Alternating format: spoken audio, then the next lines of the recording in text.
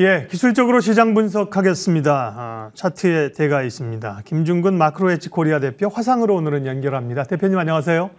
예, 안녕하세요. 지난번 2,900을 한번 짚고 올라왔을 때 올라간다고 얘기했으면 좋겠지만 사실은 조금 밀릴 가능성도 있다 하셨는데 다행히 지금 2,900을 좀 확인을 해가고 올라갑니다. 변화가 있습니까? 아니면 기존에 보시는 시가 그대로인가요? 글쎄요, 시장이야, 주가가 떨어지기를 바라는 사람은 아무도 없고요. 예. 모든 투자자들이 다 똑같은 입장이겠습니다만은 주식이 끝없이 올라가기를 기대합니다만은, 끝없이 올라가는 주가는 없고요. 상승과 하락을 반복해가면서 점점점 저점을 높이거나 좀 점점 고점을 낮추거나 이렇게 시장이라고 이야기한다면 어차피 상승과 하락은 불가피한 현상이라고 생각이 되거든요.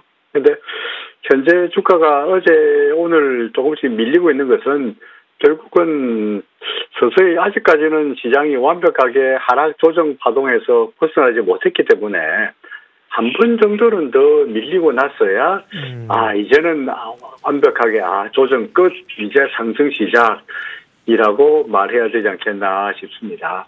저는 엘리어트 파동 또는 일목균형표 소위 말해서 시장의 구조에 관한 쪽으로 관심이 많은데요. 지금 차트에 펼쳐다시피 일목균형표의 시간론으로 본다면 어제 그저께가 저점 대비해서 26일째 되는 날이기도 하고요.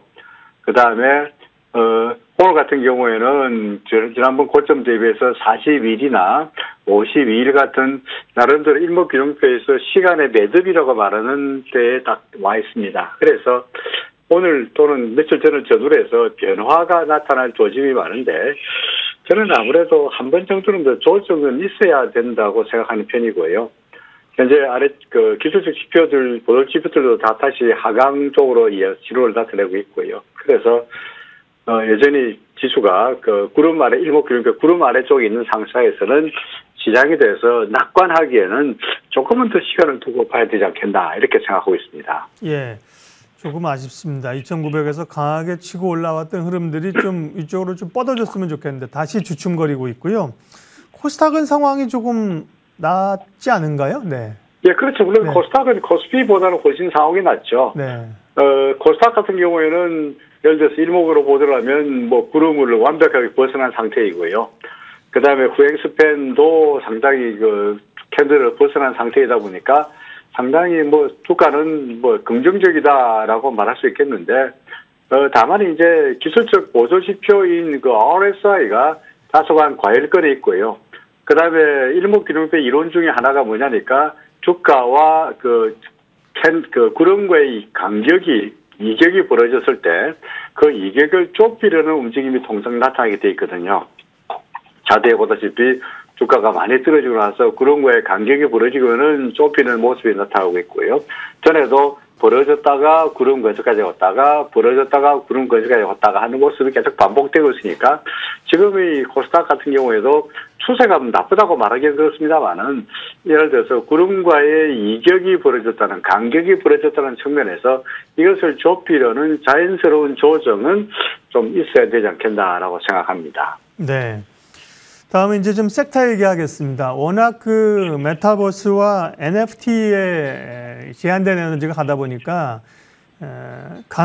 지나치게 좀 강하고 없는 분들은 소외를 당하고 그런 상황인데요. 그런 관련된 게임 엔터주의 강세는 부담스럽긴 하지만 아직도 가볼 만합니까? 아니면 좀 조심하는 게 좋습니까? 우리 정시 격언에 항상 노인네들이 하시는 말씀이 옛날 말 틀린 게 없다라고 이야기하듯이 증시 격언에는 상당히 시장의 진술을 이야기해주는 아주 주옥 같은 말들이 많죠. 그 중에 하나가 아직은 이미이고 이미는 아직이다라는 말이죠, 그죠? 뭐냐니까 아직 멀었다라고 할 때가 이미 끝난 거고 이미 끝났다라고 하는 것은 아직 끝나지 않았다라는 말이 되죠.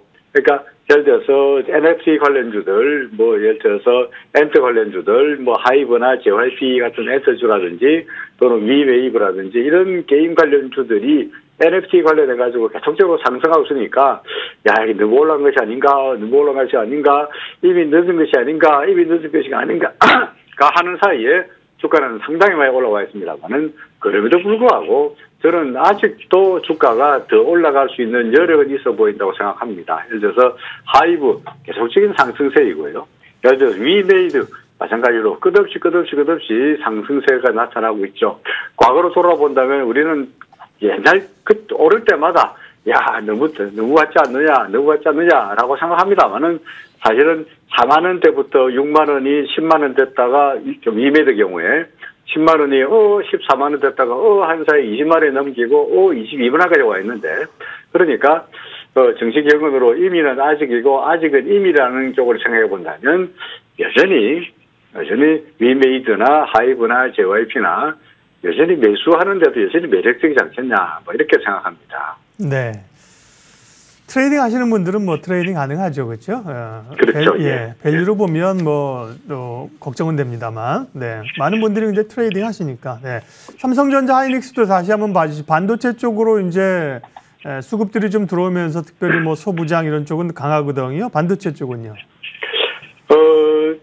삼성전자 제가 아까 말씀드린 대로 우리나라 코스피 지수가 한 번 정도는 더 조금 더 내려가야 이제 조정이 끝난다라고 말할 수 있다면, 마찬가지 논리로 지수와 연관성이 높은 삼성전자나 SK하이닉스 같은 경우에도 지금을 바닥이라고 말하기보다는 현 상황에서 살짝 크게 하락하지 않으면 예를 들어 하다못해 기간 조정이라도 거쳐야 바닥다운 바닥을 만들 수 있지 않겠나라고 생각하는 편입니다.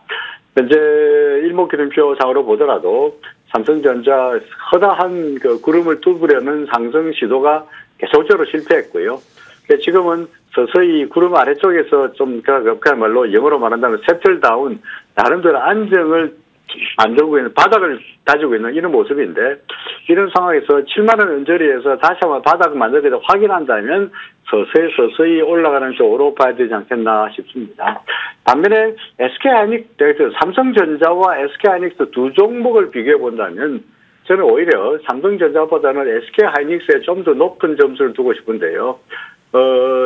삼성전자는 여전히 구름을 넘어서지 못한 상태에서 다소간 좀 답답한 모습을 보이고 있다면 SK하이닉스는 그래도 기준선을 돌파했고 후행 스팬더 캔들을 넘어섰고 드디어 이제 구름마저 넘어선 상태였으니까 그동안에 하이닉스를 괴롭히던 하락 추세의 늪에서 이제는 조금씩 탈출하고 있다라고 볼 수 있겠습니다. 물론 상승세라고 할지라도 끝없이 상승할 것이 아니라 상승 하락을 조정을 받으면서 움직이는 것이니까 현재로 봐서 SK하이닉스는 살짝 조정의 가능성은 엿보이긴 합니다만은 그래도 삼성전자보다는 하이닉스가 바닥 탈출의 공산이 좀 더 높아 보인다. 이렇게 말씀드릴 수 있겠네요. 네. 2차 전지 얘기하겠습니다. 2차 전지도 여전히 주목하는 섹터이고 오늘은 뭐 일진 머티리얼스가 10%나 올라요. SKC 4%, 동박업체. 그러니까 2차 전지는 그 안에서 이제 돌아가면서 순환매가 나와가지고요. 간밤에는 리비안이 급락하면서 리비안 루시드 이런 관련주들은 또 좀 흔들릴 가능성도 있겠네요. 그렇습니다. 역시 이제 2차 전지는 리비안, 예를 들어서 길게 말해 리비안 관련주만으로 앞쪽에서 말씀드리자면 리비안 주가가 오르면은 우리나라 관련주들도 덩달아 오르다가 리비안 주가가 떨어지면은 우리나라 관련주도 덩달아 떨어지는 그런 모습이긴 한데 지금 글쎄요 저는 다소간 좀 보수적인 입장이긴 합니다만은 리비안 관련주라고 이야기하고 있는 삼성 SDI는 크게 나쁘지 않아 보여요. 근데 아까 삼성 SK하이닉스와 마찬가지로 차트상으로 봐서 구름 위로 올라간 상태이다 보니까 삼성 SDI는 굳이 리비안이 아니더라도 여러 가지 배터리 관련해서 수요나 단단한 기반을 가지고 있다 보니까 리비안 때문에 주가가 흔들리고 이런 모습은 아니고 바닥에서 조금씩 올라가고 있다고 보여지긴 합니다만은 그것보다는 예를 들어서 리비안에 전선을 공급하기로 했다는 예를 들어서 에코캡 같은 또는 대운화산 같은 이런 소위 시장에서 리비안 관련주라고 말하는 종목들은 차트를 보면은 일단 한 차례 상승 파동이 끝나고 다소간 좀 조정 국면에 접어든 것이 아닌가 하는 우려가 차트에서 드러납니다. 그러니까 쉽게 말해서 루머에 사고 뉴스에 팔라라는 정식 경우도 마찬가지로 리비안이 상장되기만 하면은 한 기대감으로 그동안에 주가가 많이 올랐다면 지금은 정작 리비안의 주가가 이제 리비안이 상장되었기 때문에 그에 따르는 그 뉴스화되면서 약간 그동안의 차익 매물로 인해 가지고 에코캡이나 이런 종목들이 다소간 좀 흔들리는 것이 아닌가라고 생각이 됩니다. 물론 에코캡이나 대운하성의 주가가 완벽하게 하락세로 바뀌었다라고 말하기에는 아직은 시기상조이고요. 그동안의 급등에 따르는 조정이 나타나고 있다 보니까 차트에서 상승세가 돌아서는 것을 확인하고 그때 가서 그 소위 리비안 관련주들의 매수를 나서는 것도 현재로서는 그게 리스크를 줄이는 측면에서 안정적이지 않겠나라고 생각합니다. 예. 정리하고 전략 듣겠습니다. 코스피 쪽은 아직까지 좀 바닥을 확인했다고 하려면 뭔가 좀 시그널이 필요하다. 코스닥은 그나마 이제 괜찮다. 그런데 일부 종목의 쏠림세 계속 나타나고 있고 어떻게 대응해야 될지 전략하고요. 또 좀 좋게 보시는 기업이 있으면 봐주십시오. 예, 특히 참 일반 개인 투자자가 그때의 그 유행에 따라 가지고 테마에 따라서 바로 들어가기가 상당히 좀 솔직히 버거운 그런 측면도 있고요. 또 하나는 말씀드렸듯이 저는 아직까지 지수에 대해서는 완벽하게 긍정적으로 보기에는 약간 좀 시간이 필요하다고 생각하는 편이다 보니까 지수와 관련이 없는 종목들 위주로 대응할 수밖에 없겠는데 그게 말씀드렸듯이 현실적으로 상당히 어렵다는 말씀이에요. 그러면 도대체 지금 이 시점에서 어떻게 할 것이냐 한다면 지금이 벌써 11월 중순경인데 설설이 이제 배당 관련주, 이미 사실 좀 늦긴 했습니다만 배당 관련주에 대한 관심을 기울인 것은 여전히 유효하다고 보여지거든요. 그래서 시장에서 고배당주로 알려져 있는 예를 들어서 KTNG라든지 또는 뭐 대진증권이라든지 또는 예를 들어서 NH투자증권이라든지 하는 종목들을 참 본다면 예를 들어 지금 그 NH투자증권의 경우에 차트를 본다면 구름 위에서 일목균형표 구름 위에서 나름대로 탄탄한 기조를 보이고 있고요.